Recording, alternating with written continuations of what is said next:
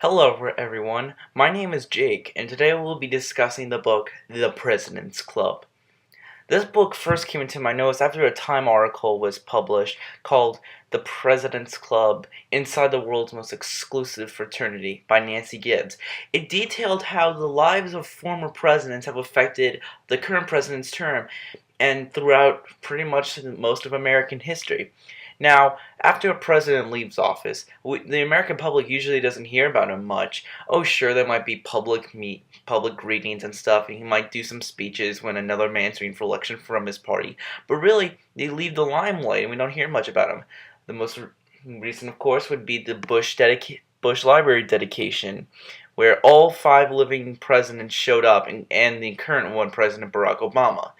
This book goes into very great detail to show how the presidents have lived their lives being one of the most powerful people in the world and just leaving the position to other men, and then they'll come back to help him throughout. Now, Nancy Gibbs, the author, states the President's Club has existed ever since George Washington left office to John Adams, the second president, and how every president has had his own club of presidents, of former presidents. It's called the President's Club, and the only members are former presidents.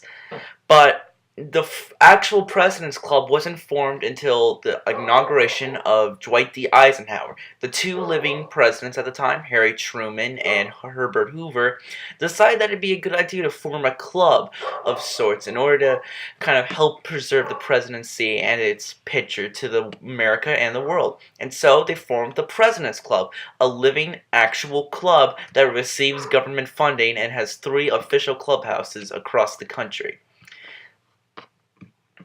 One of the things I think that makes the President's Club such an interesting tale is seeing how all these presidents react to each other. Like, for instance, Herbert Hoover and Truman, the first 2 members of the President's Club, were in 2 different parties, and when they first became involved in politics, they hated each other.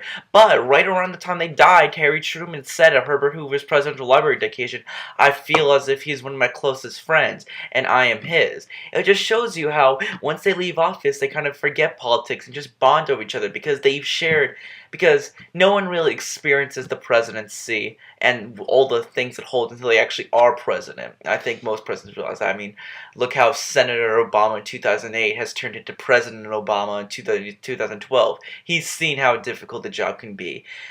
And we saw how courteous and how nice he was at, like, in 2008, he was very against a lot of George Bush's policies, but now at the library dedication, he realized the presidency and what you have to do the job.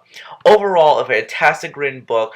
My personal favorite chapter, the book ranges from the creation of the club in Dwight D. Eisenhower's inauguration in 1952 with Herbert Hoover and Harry Truman, all the way up to the modern-day relationship between Barack Obama and former President Bill Clinton. As many Americans will know, his wife Hillary is very involved in Obama's presidency, as he was his Secretary of State for his first term.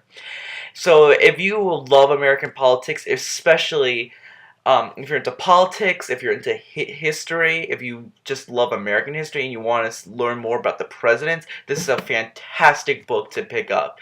If you ever want to know what these men did after leaving the most powerful position in the history of the world, I strongly urge you to read this. You will have a fantastic time.